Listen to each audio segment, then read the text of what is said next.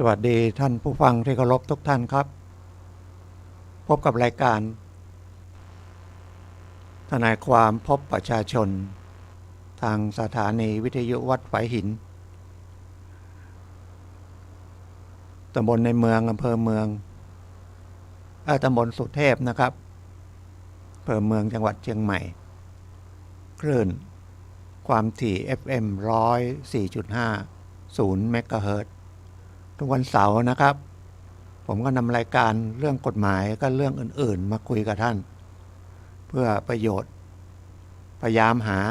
ประโยชน์ให้นะครับเพราะว่าเรื่องกฎหมายเนี่ยมันก็เกี่ยวข้องกับทุกๆคนนะฮะอย่างที่ผมเคยนำเรียนท่านว่าตั้งแต่ก่อนที่เราจะเกิดนี่ก็กฎหมายเกี่ยวข้องกับบิดามารดาแล้วนะต้องจดทะเบียนสมรสนะครับบุตรถึงจะเกิดออกมาเป็นบุตรที่ชอบด้วยกฎหมายทั้งบิดามารดานะฮะถ้าทำราชการหรือรัฐวิสาหกิจหรือบริษัทอะไรที่เขามีสวัสดิการว่าต้องเป็นนะบุตรที่ชอบก็เบิกนะสวัสดิการได้นะครับมีคนมาถามนะว่าเขาทำชาวนกิจไว้เราเสียชีวิตแม่แล้วก็ให้ลูกเป็นคนรับแล้วยังไม่ทันแม่เสีย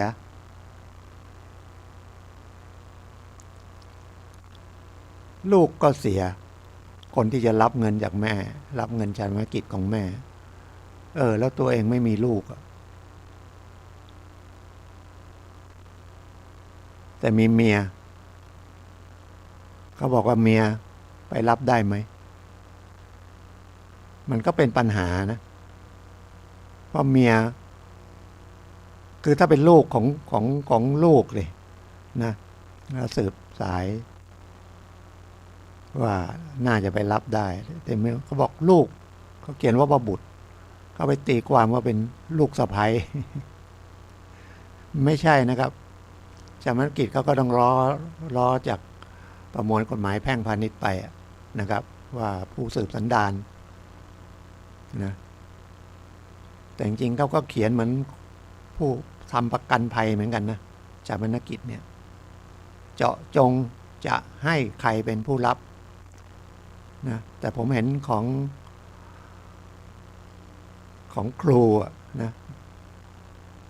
ระบุว่าเป็นผู้อุปการะก็ได้นะครับก็เป็นผู้รับได้นะแต่นี้รายละเอียดระเบียบมันไม่ต่างกันเนี่ยมันมีปัญหาอย่างนี้ใช่สุดท้ายก็ต้องผ่านกระบวนการศาลนะว่าใครจะรับเงินอันนี้ฉะนั้นระบุไว้สัก2 คน หรือ3 คนเป็นส่วนก็ได้เนาะคนหนึ่งตายไปก็เหลืออีก2 คนก็รับคนละครึ่งอะไรอย่างเงี้ยนะครับจะได้ไม่มีปัญหาแล้วบางทีไปเปลี่ยนชื่อเปลี่ยนนามสกุลอะไรแล้วไม่ไปแจ้งเวลาจะไปรับก็ต้องเอาเอกสารว่าเราเป็นบุคคลที่คนตายชาปนกิจก็คือช่วยเหลือเงินทำศพแก่ผู้เสียชีวิตให้แก่ผู้ที่เสียชีวิตนะระบุชื่อนะครับแต่ถ้าในหมู่บ้านนี่เป็นคนในครอบครัวนะใครตายก็คนที่เหลือก็ในครอบครัวนั่นนะไปรับแต่ก็ต้องระบุเหมือนกันนะแต่นั้นไม่ค่อยถูกต้องนะมันมีถูกต้องก็ไม่ถูกต้องหมู่บ้านบางทีไม่ถูกต้องที่ถูกต้องอย่างธกส.อย่างนี้หรือของครูนี่ก็ได้เขาเรียกมันไม่เรียกการเป็นชาปนกิจนะเป็นเงินช่วยเหลือครูนี่ตายก็ได้ได้200,000แล้วไปทำศพแล้วก็เหลืออีก 8-9 แสนนะเพราะมันทั่วประเทศถ้าเป็นคู่สมรสของครูนี่ก็ได้ครึ่งหนึ่งก็ได้100,000นี่เบิกก่อนนะไปทำศพที่เหลือก็ค่อยไปรับเอานะครับแต่หลักการของชาปนกิจนี่ก็คือสมาชิกในกลุ่มนะตกลงกันว่าต้องจดทะเบียนนะครับเดี๋ยวนี้ก็เป็นเรื่องของการชาปนกิจต้องจดทะเบียนนะครับแล้วตอนนี้ผู้ดูแลก็เป็นฝ่ายปกครองอย่างในเทศบาลก็เทศบาลดูแลนะครับดูแลอย่างเมื่อ2 วันก่อนนี้ธกส.ที่ลำพูนก็มีการประชุมชาปนกิจสมาคมใช้คำว่าสมาคมชาปนกิจสงเคราะห์ลูกค้าเดี๋ยวนี้มันก็มีลูกค้าเงินกู้ลูกค้าเงินฝากอีกนะก็ต้องระมัดระวังตอนสุดท้ายเราไม่ได้ก็ต้องขอกระบวนการศาลนะครับหรือไม่นั้นก็ไปสืบว่าให้พ่อหลวงบ้านไปสืบว่าคนนี้เขาลูกสะใภ้นี่เขาดูแลไหมเขาเป็นคนทำจัดการศพจริงๆไหมนะเขาต้องใช้จ่ายจริงๆไหมเขาแล้วมีญาติอื่นไหมแล้วก็พิจารณาแล้วก็เขียนจ่ายไปนะเหมือนวันก่อนก็เงินฝากของแม่แต่ที่ธกส.นะแล้วลูกก็ไปขอรับก็ไม่ต้องจัดการมรดกเดี๋ยวนี้ทุกธนาคารมีนะครับทั้งเงินไม่เยอะแล้วก็ทายาทไปนะครับถ้าไปไม่ได้ก็มีหนังสือนะครับมอบไปได้เงินไม่เยอะนะครับธนาคารก็จ่ายให้นะแต่เขาก็เขียนว่าถ้ามีปัญหาก็ต้องเอามาคืนเขานะเมื่อไม่นานนี้ก็ไปรับเงินประมาณ 8,000 เหลือติดบัญชีอย่างเงี้ยมีลูก2 คนแต่คนอยู่ต่างจังหวัดเขาก็มีแบบพิมพ์นะว่าคนไม่พร้อมก็ส่งหนังสือไปให้เขาเซ็นกลับมาว่ามอบให้คนที่มารับเนี่ยรับรวมกันรับผิดชอบก็รับไปก็ไม่ต้องไปจัดการมรดกมันเสียเวลาเสียนะครับขึ้นศาลนี่มันถ้าเร็วที่สุดก็2 เดือน3 เดือนตีว่า3 เดือนแล้วกันนะเมื่อเร็วๆนี้ก็ยื่นพอดีมีไต่สวนพิเศษช่วงหลังราชการเวลาราชการนะก็นัดเร็วเพราะว่าถ้าไปนัดตามคิวมันอาจจะยาวกว่านั้นไกลกว่านั้นเพราะว่าคดีมันเยอะเวลามันน้อยเวลาทำงานปีนึงมันประมาณ200 วันนับเสาร์อาทิตย์ไม่นับแต่ถ้ามันวันหยุดอื่นด้วยมันก็เหลือไม่ถึง200 วันนะครับก็นัดเร็วก็ยื่นไปก็ประมาณต้องอย่างน้อยมันต้องเกิน15 วันมีการประกาศอะไรมันจะได้ครบถ้วนตามหลักกฎหมายก็ประมาณยื่นไปประมาณเดือนก็นัดเดือนครึ่งนัดไต่สวนละนะประมาณเดือนครึ่งแต่หลังจากนั้นไต่สวนเสร็จก็รอคำสั่งศาลแล้วถ้าบางที่เขาก็ต้องรอว่าคดีถึงที่สุดไหมก็ต้องรออีกนับแต่วันไต่สวนแล้วมีคำสั่งไปอีก1 เดือนนะมันกินเวลาอย่างนี้นะฮะบอกจะได้เข้าใจว่าเวลาไปมีเรื่องอย่างนี้แล้วทำแล้วทำไมมันนานนะหรือไปถ้าเจอผมก็จะบอกตรงๆอย่างเงี้ยนะครับบางคนก็บอกว่าเดี๋ยวผมทำให้เร็วให้ได้มาก่อนแล้วมันช้าก็มาบอกยังติดขัดอย่างนั้นติดทนายอยากได้เร็วนะครับเพราะว่าอย่างผมทำเนี่ยนะถ้ามีค่าใช้จ่ายผมก็ขอครึ่งหนึ่งก่อนนะครับมีค่าใช้จ่ายค่าทนายบ้างผมก็ขอครึ่งหนึ่งอีกครึ่งหนึ่งก็อาจจะวันไต่สวนหรือวันได้คำพิพากษาก็ได้ก็แล้วแต่นะครับถ้าไม่มีจริงๆก็ไปขอยุติธรรมจังหวัดช่วยทำให้หรืออัยการหรือที่สภาทนายความช่วยทำให้โดยไม่ต้องเสียค่าทนายก็ได้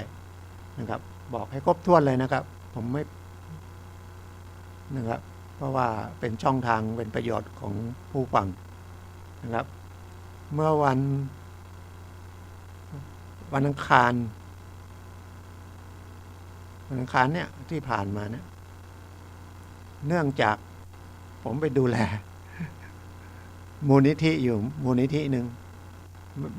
ไปช่วยงานนะที่วัดสันปะยางหลวงจะตั้งมูลนิธิ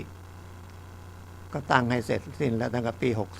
64ก็เลยกลายเป็นกรรมการและเป็นเลขานุการเพราะคนอื่นนี่กรรมการอื่นอีก 4-5 คนนั้นเขาไม่รู้เรื่องหนังสือเรื่องกฎหมายก็มอบให้ผมทำหมดแล้วงานหนังสือเนี่ยมันไม่ใช่ง่ายๆเนาะมันยากบางคนไม่เห็นยากอะไรเอาลองมาทำดูนะครับลองมาทำดูมันถนัดไม่เท่ากันนะเหมือนให้ผมไปปลูกหอมกระเทียมเนี่ยโอ้โหมันต้องยากสำหรับผมไม่รู้มันจะขึ้นไหม หรือไปทำนาไปกรีดยางอย่างเงี้ยนะครับมันไม่ใช่นะแต่ทุกคนก็ควรจะเข้าใจว่าแต่ละงานเนี่ยผมกว่าจะทำเอกสารออกมาได้ดังนั้นนะขอเซ็นชื่อหน่อยบางทีก็ไม่พร้อมอีกนะและปกติจะต้องยื่นภายในมีนาหรือเมษาอย่างเงี้ยแต่ทีนี้มันมีเรื่องที่ว่ามูลนิธิเถื่อนนะฝ่ายปกครองนะอยู่กับมันเป็นของประมวลกฎหมายแพ่งพาณิชย์นะแต่ให้ฝ่ายปกครองคืออำเภอคือจังหวัดดูแลก็คือผู้ว่าเป็นนายทะเบียนมูลนิธิในต่างจังหวัดนะครับนี่มันมีข่าวมูลนิธิเถื่อนไงกระทรวงก็เลยสั่งให้ตรวจสอบนะมาจากกรุงเทพมาถึงจังหวัดก็สั่งมาอำเภอก็ออกหนังสือลงวันที่17แล้วก็นัดวันที่22ดียังมันมีถ้ามันส่งไปรษณีย์ไปไม่ถึงหรอกแล้วไปถึงก็จดหมายไม่ถึงมือผมเพราะผมไม่ได้อยู่ในวัด ผมเอาวัดก็คือทะเบียนบ้านของวัดเป็นที่ทำการแล้วเวลาจดหมายมันมาไปส่งที่วัดไม่รู้ไปส่งกับใครส่งไม่ส่งก็ไม่รู้แล้วคนรับก็ไม่ได้แจ้งไม่อะไรไม่รู้ว่าสำคัญไม่สำคัญเนี่ยจดหมายมาดีนะมันยังมีระบบที่ว่าไลน์กลุ่มไลน์อะไรเนี่ยเขาก็ส่งมาในไลน์ด้วยเตรียมเอกสารดีก็เตรียมล่วงหน้าไว้นะว่าถึงเวลาแล้วแต่มันไม่ครบถ้วนไปถึงก็เขาก็เรียกประชุมแล้วก็ตรวจสอบเอาเอกสารไปแสดงว่ามูลนิธิยังมีตัวตนไหมคนยังมีตัวตนไหมมีงบบัญชีมีรายได้มีเงินฝากธนาคารจริงไหมพอดีอันนี้มันไม่มีกิจกรรมด้วยช่วงโควิดที่ผ่านมา2 ปีนี้มันก็ง่ายถ้าเกิดถ้ามันมีกิจกรรมจริงๆโอ้โหทำบัญชีทำอะไรเยอะแยะนะครับเอาไปยื่นก็ลงขึ้นอีกว่าอีกกลับมาบ้านลงขึ้นอีกวันนึงก็ไปยื่นเมื่อวานก็นะครับก็น่าจะเรียบร้อยดีนะครับระบบราชการก็ต้องเอาตามระเบียบเนาะอยู่กับระเบียบแต่ถ้าเรามองกับคนหนึ่งถ้าไม่เราประชาชนถ้าไม่อยู่ในระเบียบอยากจะตั้งชุมชนกลุ่มคนขึ้นมาไม่ต้องไปเป็นสมาคมไม่ต้องเป็นมูลนิธิก็ได้เป็นชมรมก็ได้นะชมรมก็ไม่มีราชการระเบียบราชการเข้าไปดูแลก็ไว้ใจกันเองนะครับอีกอันหนึ่งอันนี้ฎีกาออกมาเมื่อปี2564พวกก็เพื่อนทนายก็ส่งมาให้อันนี้ก็เหมือนกับที่เอาเงินไปฝากธนาคารแล้วหายนะฝากแล้วไม่ได้ไปติดต่อธนาคารเลยไม่ไปอัพสมุดเลยนะเพราะว่ามันสะดวกไงใช้ผ่านมือถือธนาคารก็ออกหนังสือเตือนบันทึกคุณทำอย่างนี้คุณต้องยอมรับนะความรับผิดชอบคุณต้องดู รอบคอบนะถ้าคุณโอนเงินผิดบัญชีหรือเงินหายจากบัญชีนี่ไม่รับผิดชอบเป็นคดีขึ้นศาลนะแสดงว่าถ้ามันออกฎีกา64นี่มันก็อย่างน้อยก็ 3-4 ปีที่ผ่านมาอย่างเร็วนะศาลก็เฉพาะคดีนี้นะครับศาลก็ให้ร่วมรับผิดเงินล้านประมาณล้านหน่อยหายคนฝากก็ไปฟ้องธนาคารให้รับผิดชอบทั้งล้านจำเลยก็สู้ก็ไม่ต้องสู้ก็คือเขาบอกเขาก็ปฏิเสธว่าไม่ต้องจ่ายหรอกเพราะว่าผมมีข้อตกลงให้เขาระมัดระวังตัวเองสรุปง่ายๆอย่างนี้เนาะแต่ศาลเขาก็บอกว่าถึงจะทำอย่างนั้นก็ได้นะครับ แต่ผู้รับฝากเงินก็คือธนาคารก็ต้องร่วมรับผิดด้วยดังนั้นแทนที่จะหายไปล้านหนึ่งก็เลยศาลสั่งให้ธนาคารรับผิดชอบด้วยครึ่งหนึ่งก็ประมาณ500,000เศษนะฉะนั้นระมัดระวังนะครับมีเงินที่มันผ่านแอปพลิเคชันที่ใช้โมบายแบงกิ้งเนี่ยอย่าเอาเงินบัญชีไปไว้ในนั้นเยอะนะครับมันเสียหายมันจะได้เสียหายน้อยแต่ถ้าเราจะโอนจากบัญชีนี้แล้วเงินมันยอดตัวนี้ยอดเกินเราก็โอนจากเล่มที่มันไม่ได้อยู่ในบัญชีอ่ะมันต้องไปเปิดบัญชีอย่างน้อย2 เล่มหนึ่งไม่เข้าแอปพลิเคชันนะครับแต่เราก็ต้องไปธนาคารนะครับเราก็ไปทำต่อหน้าพนักงานธนาคารแล้วก็โอนเงินเข้ามาที่บัญชีที่อยู่ในมือถือที่เป็นโมบายแบงกิ้งมันสะดวกดีเอามาสำรองไว้เผื่อ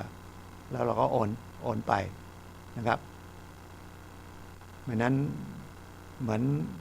เปรียบเทียบเหมือนเอาซื้อไข่10 ฟองใส่มา10 ฟองเลยหิ้วมาถุงเดียวเลยนะเพื่อความปลอดภัยเราก็คือแยกถุงละ5 ฟองเกิดมันตกไปถุงหนึ่งมันก็ยังเสียไป5 ฟองนะไม่ตก10 ฟองที่ใส่มาหมดเราจะแตกหมดก็ได้เปรียบเทียบง่ายๆนะทำอะไรเราต้องรอบคอบแล้วทุกอย่างผมไปนั่งที่โรงพักก็เห็นมีคนไปอย่างเงี้ยตลอดนะครับเงินหายจากบัญชีบ้างโอนผิดบัญชีบ้างแต่ผมเห็นธนาคารกสิกรไทยเขาบอกว่าเห็นลงใน Facebook ลองเข้าไปดูเขาบอกถ้ามีปัญหาอย่างนี้ก็รีบติดต่อจริงๆมันต้องรีบติดต่อธนาคารทุกธนาคารนะเราต้องมีเบอร์พวกนี้ไว้นะครับว่ามันโอนผิดเงินมันหายไปไหนอะไรเนี่ยนะเตือนเขาก่อน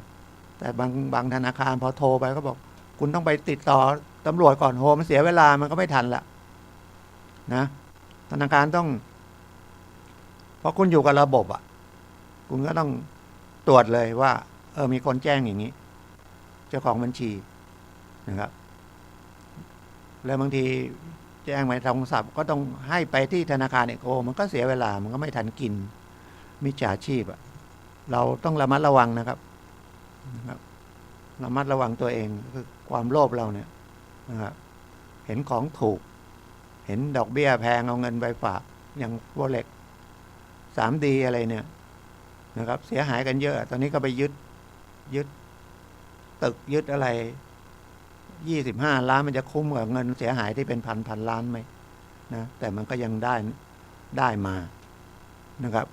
ดังนั้นมันเสียเพราะขาดความระมัดระวัง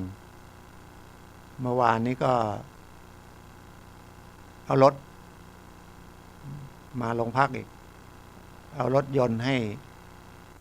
เพื่อนบอกยืมรถยนต์หน่อยฉันจะออกรถยนต์ใหม่ฉันไปสอบใบขับขี่ได้แล้วขอยืมรถเธอไปขับหน่อยแต่แล้วขับรถไม่เก่งเพิ่งมีใบขับขี่ไอ้นั่นก็เกรงใจเพื่อนก็เอากุญแจให้มันเหมือนกับจะมาขับคนเดียวมาถือวิสาสะดึงกุญแจจากมือไปอันนี้ก็เลยบอกว่านั้นนั่งไปด้วยเจ้าของรถนั่งไปด้วยขับไปเนี่ยไปชนฟุตบาทเสียหายซ่อมเป็นยางหน้าแตกยางหลังแตก คนละข้างนะไม่ใช่แตกเรื่องสี่ล้อนะประมาทแล้วเป็นรถเก่าบอกยี่ห้อก็ได้ยี่ห้อเกียร์รถเกาหลีไม่มีสั่งเข้ามาแล้วต้องสั่งอะไรโอ้ประเมิน40,000ขอครึ่งหนึ่งเจ้าของรถก็ไปขอคนที่ทำให้รถเสียหายนะไอ้นั้นปฏิเสธเฉยผมไม่มี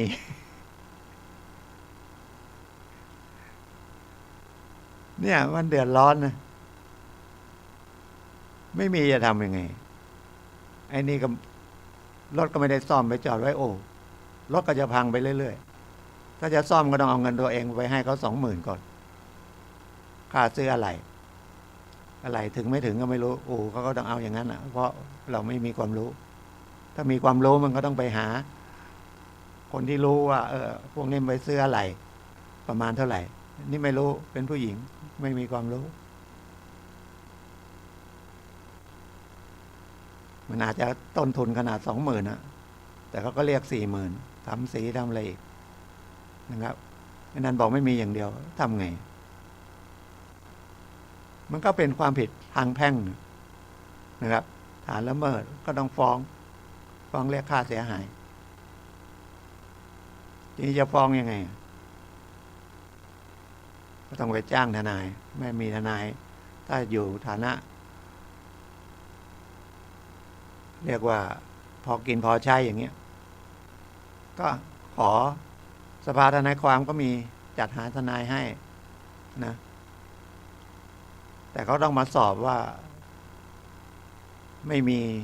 มีแค่พอกินพอใช้ไม่มีเงินจ้างทนายจริงไหมแล้วมันเหตุที่จะต้องสภาจะต้องเข้ามาช่วยไหมนะครับเพราะว่าบางทีมันมีเรื่องอื่นที่จะต้องทำมากกว่านี้นะครับก็ไปที่สำนักงานยุติธรรมจังหวัดก็มีเหมือนกันก็จะมีคณะกรรมการดูว่านะเหมาะสมไหมจะช่วยไหมนะหรือไปที่อัยการนะครับไปขอทนายอาสาที่อัยการได้นะครับสิ่งที่ผมพูดเนี่ยเป็นประโยชน์นะครับนะเป็นประโยชน์เพราะก่อนไม่มีอย่างนี้ก็คิดอย่างเดียวไปหาทนายแล้วก็ไม่รู้จะเสียค่าใช้จ่ายเท่าไหร่จะไปคุยเขายังไงเพราะผมประสบด้วยชีวิตจริงมีคดีตอนนั้นยังไม่เป็นทนายก็มีอารมณ์นี่หรือความคิดอย่างเงี้ยเงินก็ไม่มีไปหาทนายไปถามทนายก็ไม่พูด ก็พอรู้จักทนายแต่นี้ที่อยู่กรุงเทพเราก็ต้องไป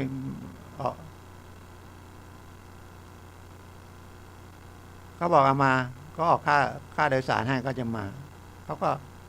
ให้เด็กๆทนายมาช่วยก็ไม่ประสบความสำเร็จนะเราก็ต้องแก้ไขตัวเองก็เราเลยมาเรียนนะกฎหมายจริงชอบเรียนอยู่แล้วนะก็เลยเรียนจบก็มาได้ตัวทนายก็เลยมีส่วนที่จะต้องอยากช่วยคนเนี่ยมันพ้นคลายความทุกข์ตรงนี้ไปได้บ้างนะครับไม่ใช่เป็นทนายประกอบธุรกิจเปิดสำนักงานอะไรอย่างนั้นก็ต้องอีกรูปแบบหนึ่งนะครับเพราะว่าเขาก็มีต้นทุนเยอะค่าใช้จ่ายเยอะนะครับแต่ก็อยู่ที่แต่ละคนด้วยนะความนึกคิดไม่เหมือนกันนะครับความคิดไม่เหมือนกันเป็นเหมือนก็เป็นช่างเลยเนาะบางคนก็ช่างใจดีบางทีก็ช่างฝีมือดีด้วยใจดีด้วยมันก็ไปไม่ค่อยรอดนะเอามาซ่อมไม่ดีบางทีออกค่าไหลให้ก่อนอะไรเงี้ยถึงเวลาเข้ารถไปไม่เอาเงินมาให้เรานะไปทวงก็ไม่ได้อย่างเงี้ยอันนี้ไม่ไหวนะครับฉะนั้นมันก็ต้องมีค่าใช้จ่ายบ้างอะไรบ้างนะก็ประมาณนั้นนะครับผมก็ยังใช้เบอร์โทรศัพท์เบอร์เดิมนะครับ0896355649 0896355649ให้คำปรึกษาทางโทรศัพท์นะ 2-3 วันก่อนก็มีไลน์นึงก็โทรมาบอกว่าเป็นหนี้ธนาคารผ่อนบ้านติดอยู่ประมาณ200,000นะแล้วผิดนัดเพราะว่าช่วงโควิดจริงๆถ้าผ่อนธนาคารอยู่แล้วเป็นเริ่มเขาก็มีโครงการมีอะไรพวกนี้มันต้องสนใจว่าช่วงโควิดเอาไปติดต่อผ่อนไม่ได้ก็จะให้ส่งแต่ดอกก่อนอะไรเงี้ยมันก็ไม่เสียเครดิตไม่เสียอะไรอันนี้เขาบอกเขาให้แฟนเขาเป็นคนรับผิดชอบแฟนเขาตายแล้วเขาก็เฉยไปตัวเขาก็ไม่จนมีจดหมายจากธนาคารมาให้ทนายมาเขาก็เลยโทรมาถามว่าจะทำไงผมก็เลยรีบแนะนำบอกว่าไปติดต่อธนาคารไปคุยเรื่องข้อเท็จจริงให้เขาฟังนะครับหรือถ้าเกิดมันเป็นการฟ้องมาแล้วไม่ได้ไปศาลความจริงถ้าเขาฟ้องมาเนี่ยธนาคารฟ้องมาก็ไปศาลก็ทำประนีประนอมยอมความกันก็คือขยายระยะเวลาการส่งชำระหนี้อะไรไปนะเป็นประนีประนอมผ่อนใหม่หรือคดีรถก็เหมือนกันส่งไม่ได้ก็รีบเข้าไปอย่าให้มันผิดนัดเกิน3 เดือนนะครับผ่อนรถเพราะว่าถ้าผิดนัดติดต่อกันเกิน3 เดือนมันถึงจะผิดสัญญาเขาถึงจะบังคับเอารถคืนได้เรียกค่าส่วนต่างที่มันเขาเสียหายไปอะไรอย่างนี้ได้นะครับมีอะไรรีบไปเหมือนเราป่วยมีอาการป่วยอย่างน้อยก็ต้องไปหาร้านยาที่เป็นเภสัชว่าอาการอย่างเงี้ยเอายามากินไม่ดีก็ต้องไปหาหมอนะครับไม่นั้นมันจะเสียหายไปเยอะแต่โดยธรรมชาติเราก็ไม่เป็นไรเป็นไรก็เอาพาราไว้ก่อนนะนิ่งนอนใจนะครับแต่ของธนาคารเนี่ยผิดนัดไม่เป็นไรนะครับถ้าเริ่มมันบอกว่าไม่ไหวแล้วไปเลยนะครับไปคุยเลยนะครับให้ส่งเดือน 4,000 ไม่ไหว 4,000 มันอาจจะเป็นดอก1,000ตัดต้นได้ 3,000 บอกไม่ไหวขอลดครึ่งหนึ่งเหลือ 2,000 เขาก็ให้นะครับแต่ก็จะมีระยะเวลาแล้วเดี๋ยวก็ไปปรับต่อเอานะครับอาจจะให้ไปปี2 ปีก่อนไม่เป็นไรอย่าไปบอกว่ามันไม่ไหวหรอกมันก็ขยับไปปี2 ปีพอถึงอีกปี2 ปีก็ไปขยับใหม่นะครับเขาจะไม่ให้ยาวไปแล้วนะครับแล้วแต่ธนาคารนะแต่นโยบายประมาณนี้แล้วถ้ามันมีปัญหาอย่างนี้ก็ติดต่อธนาคารชาตินะครับนะคลินิกแก้หนี้นะครับ132อะไรนะมันมีเบอร์นะเข้าไปที่ Google ก็ได้นะธนาคารแห่งประเทศไทยศูนย์แก้ไขหนี้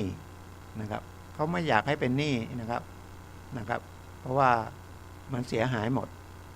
ธนาคารเอาเงินผู้ฝากมาเขาก็จ่ายดอกเบี้ยนะแต่ให้คนกู้ไปแล้วไม่มีดอกเบี้ยเข้ามาหาธนาคารเลยแล้วเขาจะเอาเงินอะไรไปจ่ายดอกเบี้ยเขาก็ต้องจ่ายอยู่ดีแล้วเงินเดือนพนักงานอะไรอีกนะครับฉะนั้นถ้าเราไปติดต่ออย่างที่ผมบอกเนี่ยเขาก็ยินดีหมดนะคงไม่มีธนาคารไหนว่าไม่ได้หรอกเขาเอาเงินมาให้เหมือนเราเป็นเจ้าหนี้นะครับยืมไป10,000บอกไม่เห็นใช้เลยเนาะไปบอกว่ามี1,000เอา1,000ก็เอาก็โอนมาให้เราเราก็ได้ตังค์ค่อยๆคืนมาเราไม่ต้องไปคิดว่าให้เพื่อนยืมไป10,000เอาดอกเบี้ยเขาเดือนละ200ก็ได้มา1,000ก็ยังดีนะแล้วเรื่องอายุความมันก็สะดุดหยุดลงมันไม่นับนะครับไม่นับนะเพราะว่าถ้ามันมีเวลาเรียกอายุความนั่นนะครับถ้ามันขาดไปแล้วอย่างซื้อสินค้าหรือบัตรเครดิตเนี่ยมันประมาณ2 ปีแค่นั้นนะครับเผลอๆหรือเงินผ่อนเนี่ย5 ปีนะแป๊บเดียวนับแต่ผิดนัดหรือรู้ว่าผิดนัดนะครับก็เลยต้องมาเหมือนกันกยศเลยเงินกู้ยืมเพื่อการศึกษาเนี่ยเขาให้ส่งอย่างต่ำ100 บาทก็ได้ไปส่งนะครับเงินหลวงแล้วก็กลับไปให้ น้องๆรุ่นต่อไปขึ้นมาเรียนอีกนะครับต่ำสุดแล้วกู้เงินเป็นแสนดอกเบี้ยเป็นแสนดอกเบี้ยเป็นแสนเขาก็จะไม่เอาเนาะแสนนึงไปส่งเดือน100-200อย่างเงี้ยนะครับ300อะไรเงี้ยยังต่ำ100เนี่ยผมเห็นเนี่ยแวบๆเนี่ยก็ไม่อยากฟ้องหรือดำเนินคดีแต่ว่าระยะเวลามันมีแป๊บๆเดี๋ยวมัน10 ปีก็ขาดเลยนะครับพอขาดไปแล้วคนที่เดือดร้อนคือเจ้าหน้าที่นะครับเจ้าหน้าที่คนที่รับผิดชอบนะปล่อยให้หนี้ขาดแล้วก็ดำเนินคดีไม่ได้นะครับมันมี10 ปีอย่างเงี้ยขาดหมดเลยนะเงินกู้แป๊บเดียวนะครับไม่นานนะ10 ปีนะครับแต่ถ้าฟ้องมาแล้วนะครับเขาถือว่าทำถูกต้องส่วนจะไปยึดทรัพย์สินได้ไม่ได้นั่นอีกเรื่องหนึ่งนะถ้ามีทรัพย์สินก็ไปตามยึดก็อีกเรื่องหนึ่งถ้าไม่มีก็จบแล้วถือว่าทำครบถ้วนนะครับแล้วแต่ถ้าปล่อยให้ขาดโดย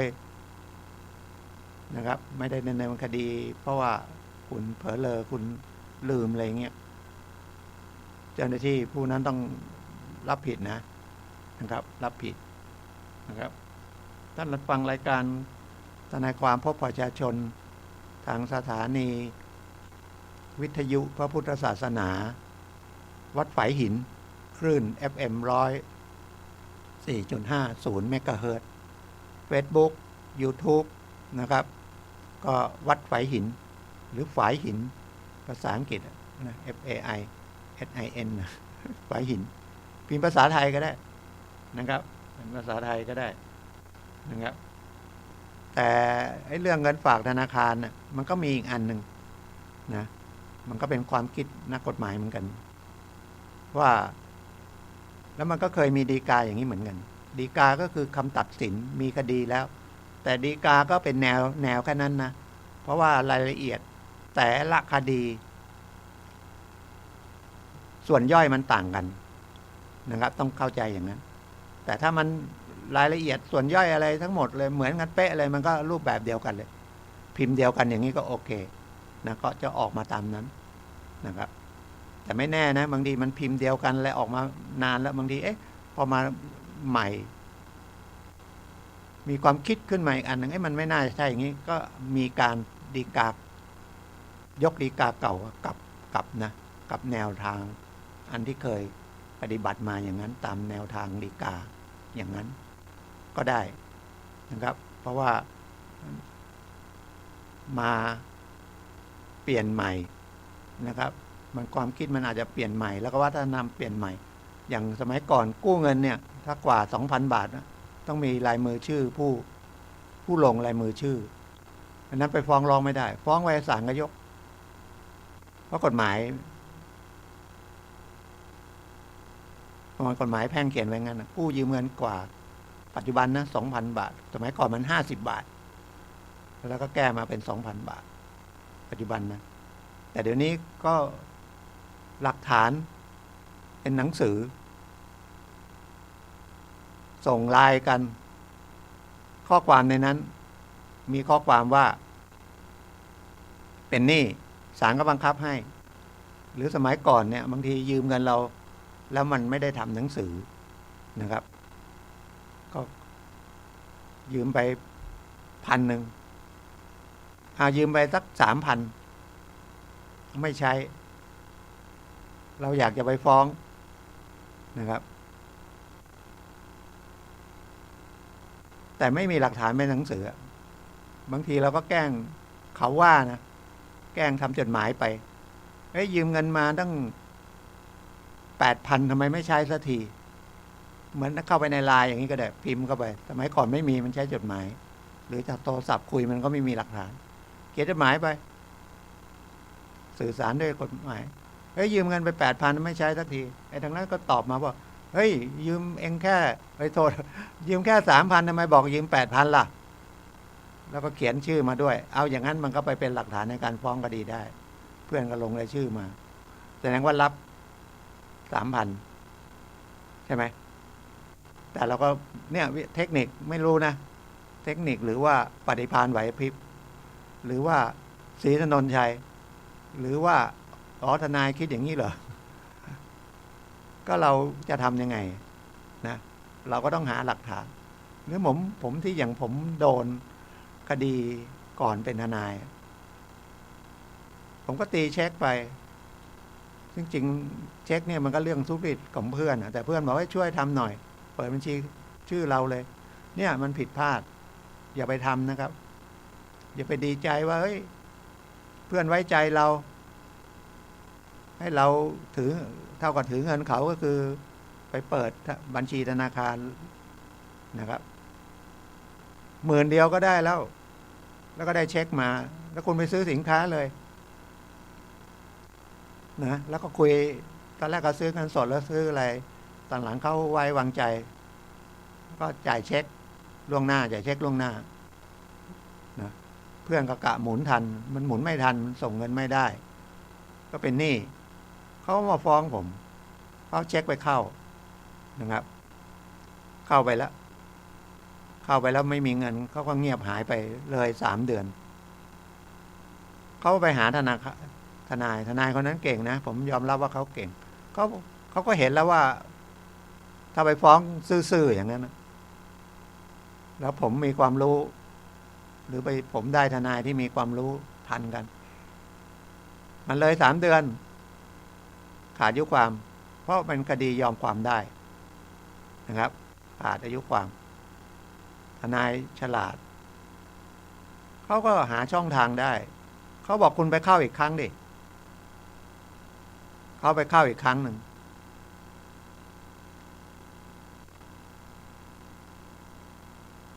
แล้วก็ได้ใบคืนเช็คมาเหมือนกันก็มันไม่มีเงินอยู่แล้วแล้วก็มาฟ้องภายใน3 เดือนไต่สวน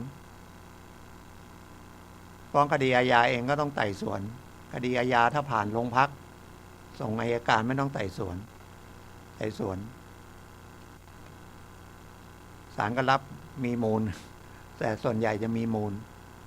ก่อนนะอันนี้นานมากแล้วที่ผมคุยเนี่ย20 ปี30 ปีแล้ว30 กว่าปีแล้ว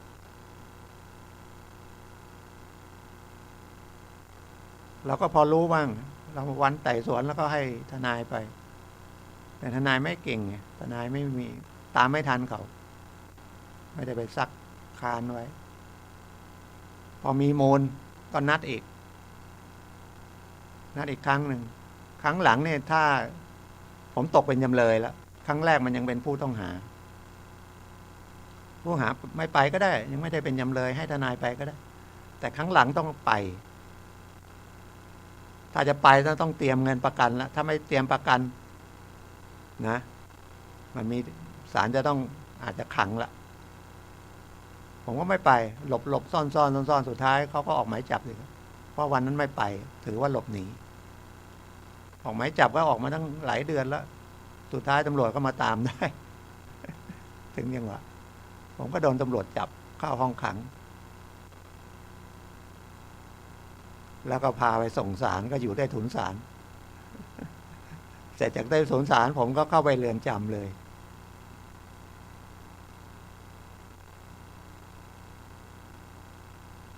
เข้าไปเรือนจำก็ดีนะไม่รู้ยังไงเพื่อนเขารู้ได้ไงเขาให้เอาหนังสือมาเขียนใบลาผมทำงานธกส.แล้วนะถ้าขาดงานเกิน7 วันไม่มีเหตุผลไม่ได้ลาก็โดนไล่ออกงานอีกแล้วก็ต้องหาทางแก้คนเดียวก็เลยเรียกโจทย์มาบอกว่าผมมีที่ดินอยู่แปลงนึงเดี๋ยวผมให้ประกันเลยขอเวลาปีนึงเขาโอเคนะครับโอเคก็เขาก็ถอนคำร้องทุกข์ก็คดีไม่มีผมก็ได้ออกมาผมเข้าไปนอนเรือนจำ3 วัน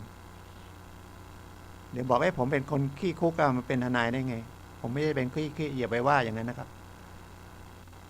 คนไม่มีคนขี้คุกหรอกครับคนผิดพลาดได้นะครับแล้วกฎหมายก็บอกว่าเมื่อศาลยังไม่ได้ตัดสินเนี่ยยังไม่ได้ลงโทษจำคุกเนี่ยยังไม่ผิดนะครับจนกว่าจะมีศาลตัดสินที่ผมพูดอย่างนี้ก็คือเห็นข่าวเนี่ยนะครับ ข่าว2-3 วันหรือข่าวตลอดเลยเขาเป็นผู้ต้องหาชั้นโรงพักอ่ะไปสัมภาษณ์อย่างโน้นสัมภาษณ์อย่างนี้ถ่ายรูปกันใหญ่ เหมือนกับเขาผิดอ่ะเขาอาจจะทำผิด แต่มันผิดตามที่ตำรวจแจ้งข้อหาไหมหรือบางทีอาจถึงศาลจริงๆไม่ผิดก็ได้ หรือผิดมันคนละเรื่องก็ได้ แต่เขาเสียหายไปแล้วนึกถึงตัวเรามั่งถ้าเราจะโดนอย่างนั้นนะอย่างที่ผมโดนจับผมก็รู้สึกโดนตำรวจจับมันเหมือนเราทำผิดเป็นกฎหมายอาญาคดีเช็คซึ่งเขาจะขอเลิกเนี่ยมันไม่ได้เลิกความรู้สึกอายว่าเอ๊ะเราถูกตำรวจจับเราไปทำผิดอะไรตำรวจก็เอาเรานั่งท้ายกระบะไปส่งศาลเราก็บอกขอนั่งข้างหน้าได้ไหมเฮ้ยไม่ได้อย่างงี้นะเอากุญแจมือใส่ติดไว้กับรถโอ้ผ่านนั่นเลยเสร็จจากใต้สนศาลก็ไปอยู่ใต้สนศาลนะมาเลยเห็นความทุกข์ความยากของจำเลยจะผิดหรือถูกยังไงยังไม่รู้ ผมก็เลยมีใจก็เป็นคนที่จะต้องชอบช่วยเหลือคนอยู่แล้วตามมาจากนิสัยตามมาจากพ่อพ่อก็เป็นคนช่วยเหลือคน อันนี้ไม่ได้คุยอวดตัวเองอะไรเงี้ยนะมองให้เห็นสภาพจิตใจของผู้ต้องหาหรือนักโทษ หรือจำเลย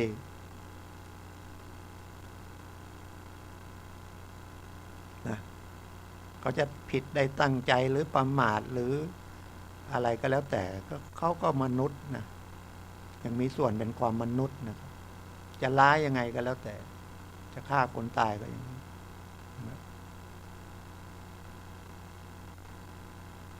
อย่างตอนนี้ก็มีคดีเขาไปฆ่าคนตายแต่รู้สึกเขามีอาการป่วยทางจิตผมก็ยัง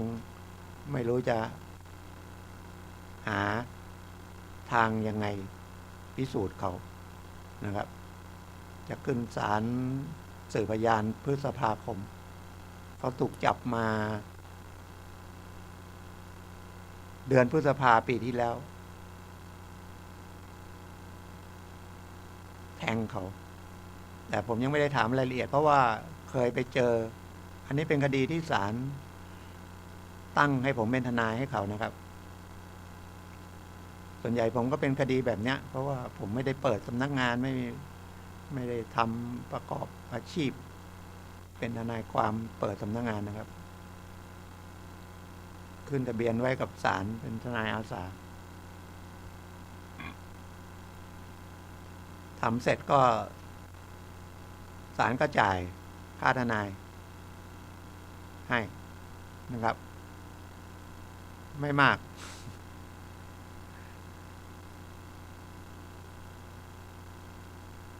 ผมต้องไปหาเขาในเรือนจำแต่ไปหาเขาแล้วเขาไม่ยอมเซ็นใบแต่งเขาบอกไม่เซ็นคำให้การจะรับปฏิเสธแล้วก็ไม่แล้วเจ้าหน้าที่ในเรือนจำก็รายงานบอกว่าเขารู้สึกจะเพี้ยนเนาะป่วยทางจิตคุยไม่ค่อยรู้เรื่องก็ผมก็ไม่ต้องย้อนไปรายงานศาลก็เลยว่านัดอีกทีให้มาที่ศาลก็ไม่ยอมเซ็นอีกแต่ศาลบอกไม่ยอมเซ็นแต่อยู่หน้าศาลละมีทนายละนัดสืบพยานได้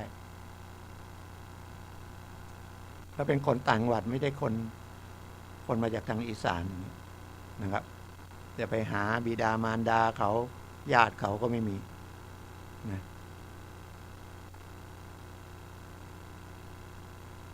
2-3 วันก่อนผมก็เลยแวบขึ้นมาได้ก็เลยทำจดหมายส่งไปตามที่อยู่ที่เขามีใส่ชื่อเขาไปเพราะไม่รู้ชื่อพ่อชื่อแม่ชื่อญาติอยู่ขอนแก่นชุมแพเสี่ยงเอาผมก็เขียนไปบอกช่วยติดต่อผมหน่อยคนที่ได้รับจดหมายตรงเนี้ยนะผมจะได้มีข้อมูลบ้างมีการเคยรักษาพยาบาลเกี่ยวกับป่วยทางจิตอะไรไหม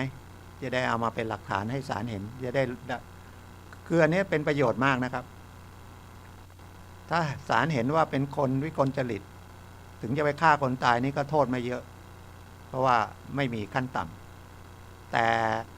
ถ้าไม่มีอย่างนี้อย่าไปบอกว่าเขาฆ่าคนตายคุณยังไปช่วยเขาอีกกับกันนึกถึงเราถ้าเกิดเราอยู่ในสภาวะอย่างนั้นมันไม่รู้หรอกการที่จะฆ่าไม่ฆ่าในเหตุการณ์อย่างนั้นวินาทีนั้น แต่เมื่อเขาทำไปแล้ว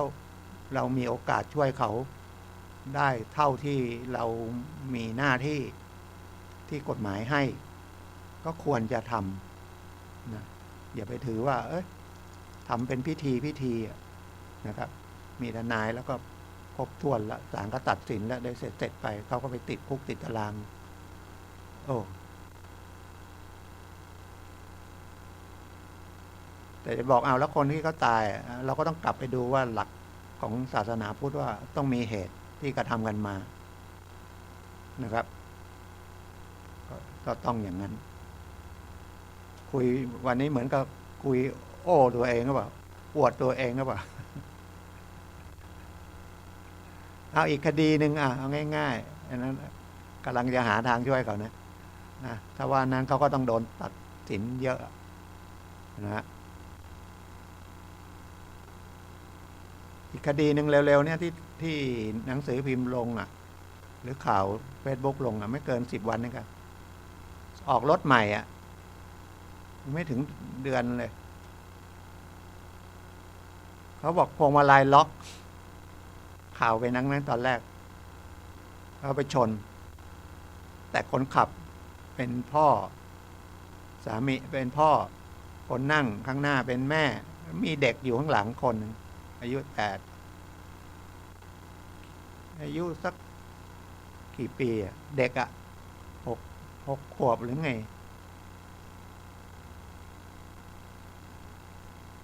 เขาไม่เจ็บเท่าไหร่แต่เขาตามหาลูกเขาไม่เจอเขาเอาลูกนั่งอยู่ข้างหลังแล้วมันไม่ได้รัดเข็มขัดไม่ได้ใส่อะไรที่เบาะของเด็กหายไปที่ไหนได้ตามไปตามมาลูกตอนที่เขาชนลูกพุ่งออกทางกระจกเลยนะตกลงไปรถนี่วิ่งบนทางด่วนที่กรุงเทพตกลงไปข้างล่างไปเห็นลูกอยู่ข้างล่างหัวใจสลายเลยตอนแรกก็โทษว่ารถไม่ดีแต่ตอนหลังมีข่าวออกมาว่าที่มันล็อกเพราะว่าเอาไปเจิมเอาไปวัดไปใส่คาถา ให้มันปลอดภัยแล้วก็เอาสายสิญจน์มาพันที่พวงมาลัยนะครับพันเยอะไปมั้งมันเลยทำให้การพวงมาลัยมันไม่เลี้ยวได้บังคับไม่ได้ผมก็ไปเหมือนกันนะรถออกใหม่ผมก็ไปวัดเหมือนกัน ไปเจอเหมือนกันก็มีสายสิญจน์พันอยู่เหมือนกันผมเลยแกะออกแล้วเดี๋ยวไปแกะออกอีกคันนึงมี2 คันนะไอ้คันนั้นไม่ก็ได้ขับเดี๋ยวจะกลับไปแกะคันนั้นไอ้คันที่ขับมานี่แกะออกแล้วโอ้มัดไว้ซะเยอะเลยแต่เส้นไม่เยอะแต่ที่มันในรถที่มันมีเหตุตามข่าวนั้นมันโบมัดเยอะเลยมันอาจจะใช่แล้วอย่างเงี้ยคนขับรถผิดไหมผิดกฎหมายประมาททำให้เด็กตายทำให้คนตายคุณก็มีโทษจำคุกนะครับ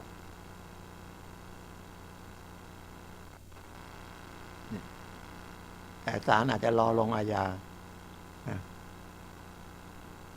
รอโทษทำให้คนตายประมาทถึง10 ปีนะ1 ถึง 10 ปีนะ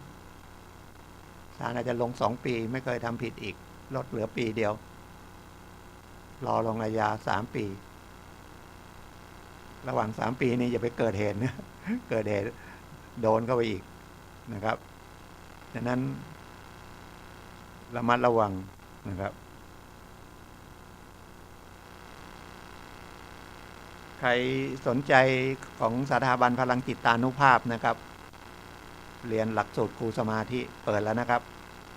ที่คณะบริหารนะครับเป็นสาขาที่64ของสถาบันพลังจิตตานุภาพผมมีเบอร์โทรศัพท์แล้วนะครับ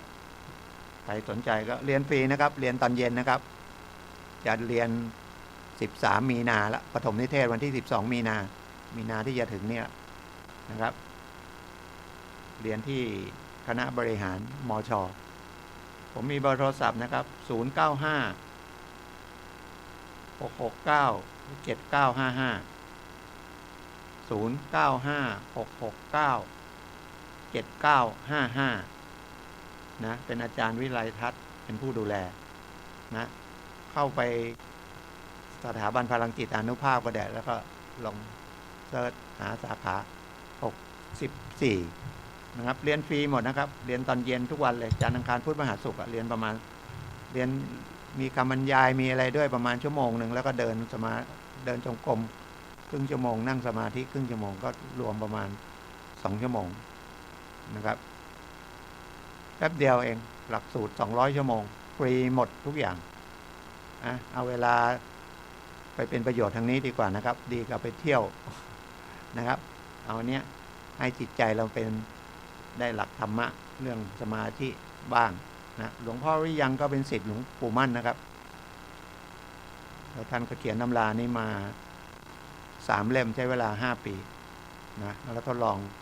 เปิดสอนเกิดอะไรลองสอนก่อน5 ปีแล้วถึงมาเปิดเมื่อปี40นะครับผมก็มาเรียนเมื่อปี53สาขา24เปิดที่เชียงใหม่บ้านศรีสุกรีนะครับแล้วก็ขยายไปเรื่อยทางเชียงใหม่อะไรพวกนี้ก็เกิดจากสาขา24สาขาบ้านศรีสุกรีนะครับตอนนี้บ้านศรีสุกรีก็เปิดเฉพาะวันเสาร์นะครับแต่ไม่ใช่งานสอนของสถาบันละนะครับจะมีสาขาอย่างวัดป่าดาราพิรมก็เปิดนะครับวัดพระอาจารย์เปลี่ยน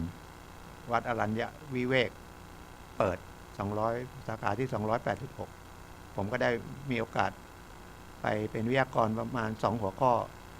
ที่ลำพูนก็เปิดที่วัดพระยืนสาขาที่242วัดพระยืนใกล้ๆอำเภอเมืองลำพูนแล้วก็บ้านโฮ่งก็วัดบ้านโฮ่งหลวงป่าซางก็วัดผานิชสิทธิการามในใกล้ๆตลาดป่าซางนะครับก็ฝากไว้จะเป็นกฎหมายก็ดีอย่างสถาบันพลังจิตอานุภาพอะไรก็ดีก็นะเรื่องอื่นๆก็ดีนะครับก็โทรศัพท์0896355649นะครับต้องการทนายปรึกษานั่งอยู่ที่โรงพักมีนะครับไม่ต้องเสียค่าใช้จ่ายนั่งอยู่ทุกวันเลยนะช้างเผือกนะครับสพช้างเผือกสพเมืองตรงวัดพระสิงห์แล้วก็สพแม่ปิ่งนะครับหรือไปที่ศาลนะครับก็มีทนายให้การปรึกษาทุกศาลนะไปที่อัยการก็ได้ไปที่สำนักงานยุติธรรมจังหวัดก็ได้นะครับอันเนี้ยที่ผมบอกเนี้ยไปเอาความรู้ไว้ก่อนนะครับเราจะได้เบาใจไปส่วนหนึ่งนะครับแล้วก็ไม่ต้องเสียค่าใช้จ่ายนะครับลำพูนผมก็ไปนั่งที่โรงพักกองเมืองนะครับเดือนหนึ่งก็วัน2 วันมีทนายอาสาเยอะนะครับแล้วก็ที่สถานีอุตสาหกรรมนะนิคมอุตสาหกรรมที่บ้านกลางนะครับแล้วก็สำนักงานยุติธรรมจังหวัดแล้วก็ศาลเด็กศาลเด็กนี่3 เดือนทีเป็นนั่งวันหนึ่งนะครับแล้วก็เป็นทนายขึ้นบัญชีไว้ที่ขอแรงไว้ที่ศาลจังหวัดลำพูนกับศาลเด็กนะครับศาลเด็กไม่ค่อยมีคดีนะครับแล้วก็ออกวิทยุนะวัดฝายหินนี่แล้วก็วันจันทร์ก็วัดสันปะยางหลวงนะครับวันนี้ก็ขอบคุณทุกท่านที่รับฟังนะครับพบกันใหม่วันเสาร์หน้า 10 นาฬิกาถึง 11 นาฬิกานะครับขอทุกท่านโชคดีนะครับฝุ่นควันก็ระมัดระวังใส่หน้ากากอยู่นะครับนะเจ็บคอไอเป็นหวัดเยอะนะครับอากาศก็เปลี่ยนหนาวเปลี่ยนร้อนนะครับคนมาเที่ยวเยอะนะรถติดนะครับขอบคุณครับสวัสดีครับทุกท่านโชคดีครับ